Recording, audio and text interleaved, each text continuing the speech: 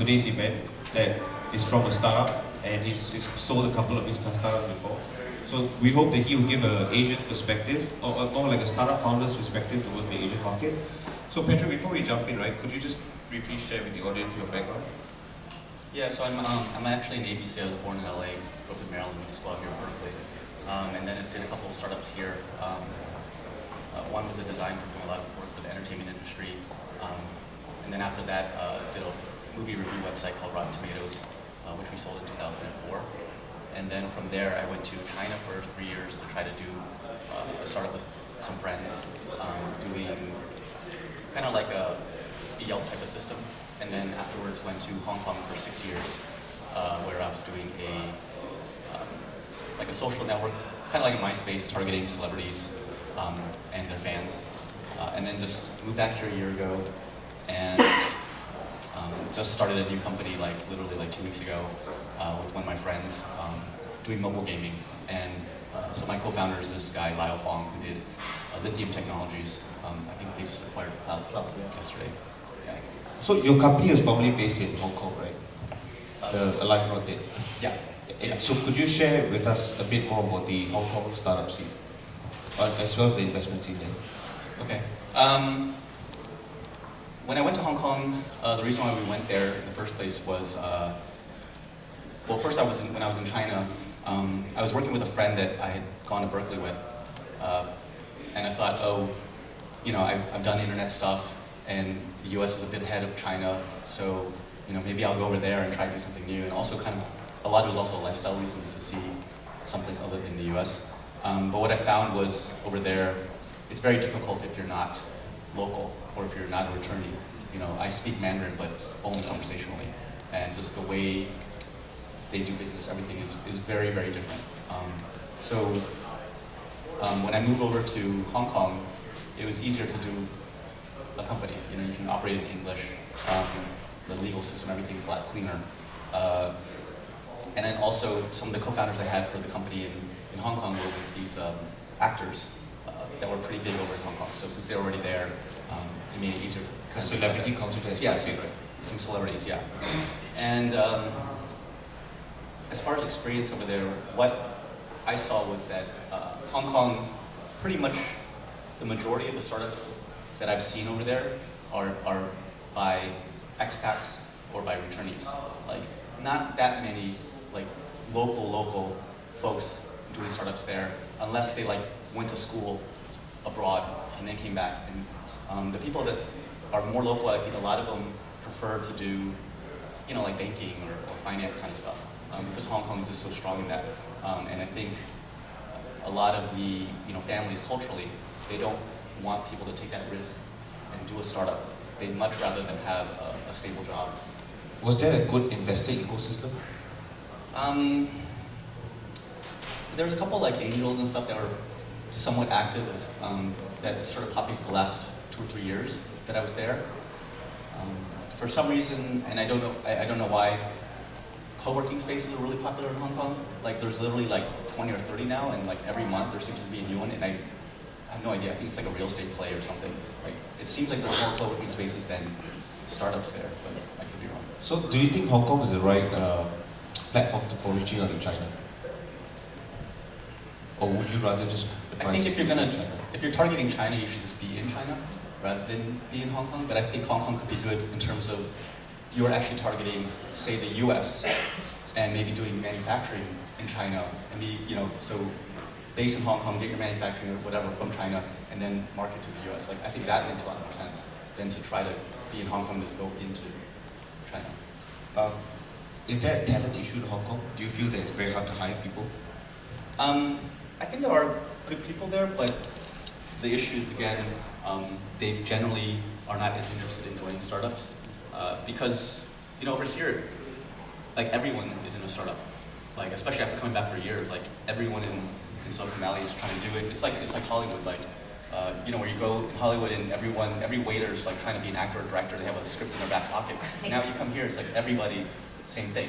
Everyone has a startup idea, they're joining a startup, whatever. But in Hong Kong, they haven't seen things like Facebook and these massive IPOs where suddenly like you have like thousands of millionaires, right? So to them, they don't see any huge exits the families don't see huge exits. So what does stock even mean? Like no one over there asks for it.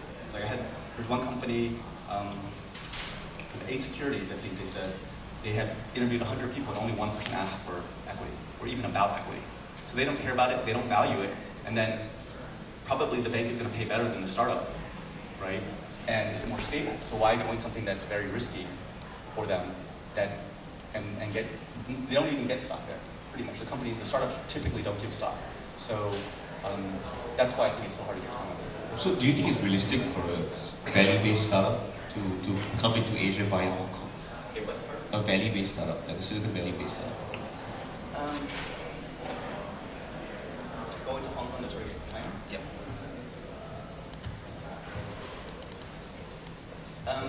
My feeling is the US market is big enough that you can probably just focus only on the US, or maybe only English languages or whatever, and still have a huge company that you don't necessarily have to go over there to specifically target China, or if you want to do it, to just go straight to China and be in there and probably work with like local partners and find local co-founders.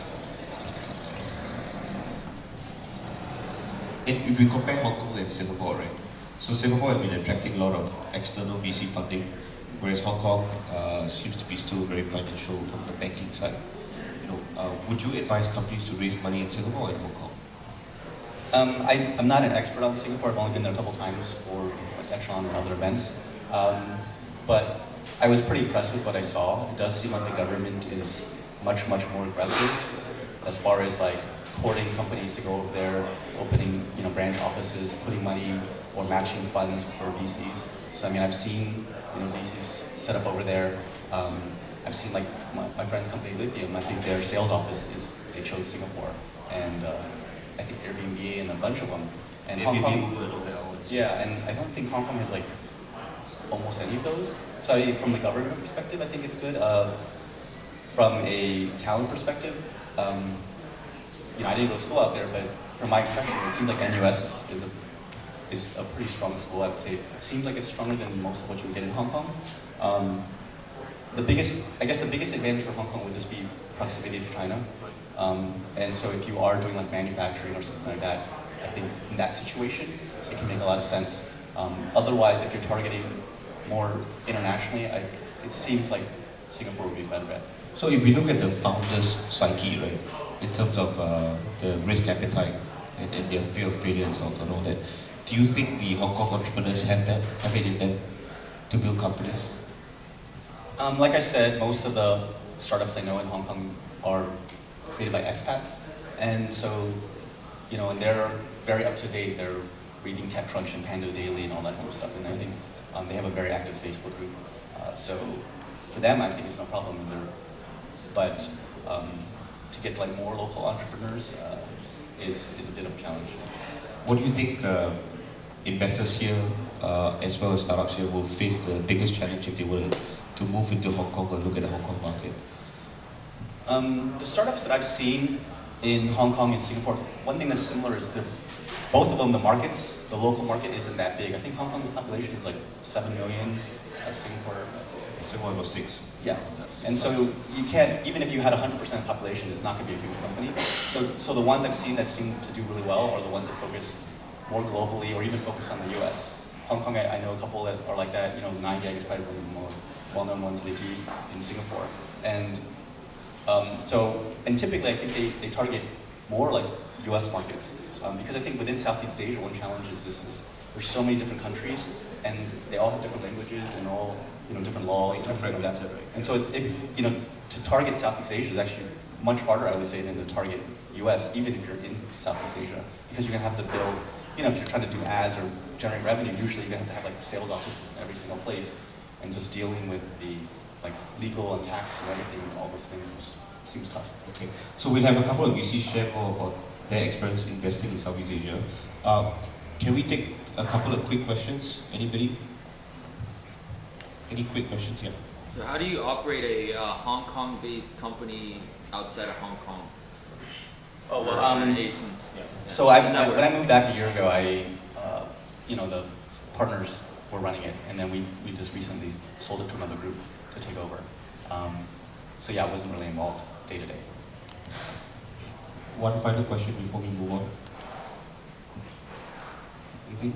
Okay, great. Thanks, Patrick, for joining us. Okay. Yeah, round of applause for Patrick.